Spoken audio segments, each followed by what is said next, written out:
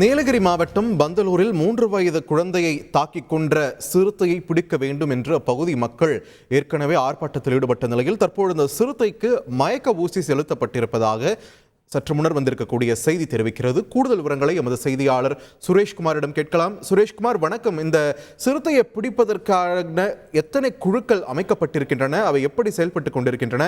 இப்போ மயக்க ஊசி செலுத்தப்பட்டிருப்பதாக பார்க்கிறோம். அடுத்த கட்ட நடவடிக்கைகள் என்னவாக இருக்க போகின்றன? விரிவான தகவல்கள் சுரேஷ்.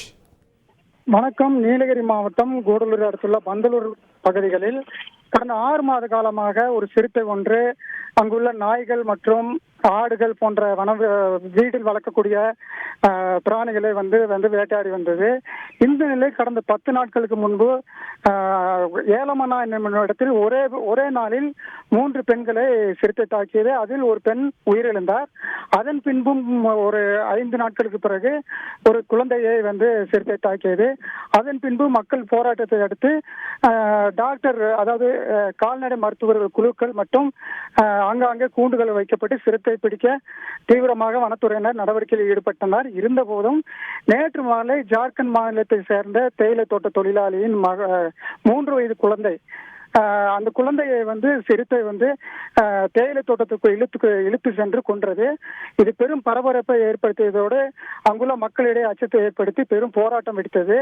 இதன் காரணமாக மீண்டும் வனத்துறையினர் 3 கால்நடை மருத்துவர்கள் முதுமலையிலிருந்து அதாவது யானை மேல இருந்து மயக்க ஊசி செலுத்துவதற்காக பொம்மன் என்ற கும்கி யானை வரவழைக்கப்பட்டு இன்று காலை முதல் அந்த சிறுத்தையை தேடி வந்தனர். இந்த நிலையில் அம்பரூஸ் என்ற பகுதியில் அந்த சிறுத்தை வந்து பதுங்கியிருப்பதை வந்து ட்ரோன் மூலம் கண்டுபிடிக்கப்பட்டு தற்பொழுது அந்த யானைக்கு வந்து யானை மேல் அமர்ந்து மருத்துவர்கள் ஒரு மயக்க ஊசி செலுத்தி உள்ளனர். ஆனால் அந்த மயக்க ஊசி தெளிவதற்குள் இன்னொரு ஊசி போட வேண்டுமா என்பதனை மருத்துவர்கள் தெரிவிக்கும் வரை அந்த பகுதியில் பொதுமக்கள் யாரும் நடமாட வேண்டாம்.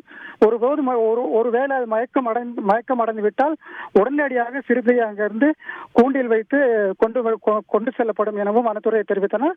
பொதுமக்கள் எச்சரிக்கையோடு இருக்குமாறு கேட்டுக்கொள்கின்றனர். நன்றி சுரேஷ்குமார், உங்களுடைய விரிவான தகவல்களுக்கு. செய்திகளை உடனுக்குடன் தெரிந்து கொள்ள உடனே சப்ஸ்கிரைப் பண்ணுங்க.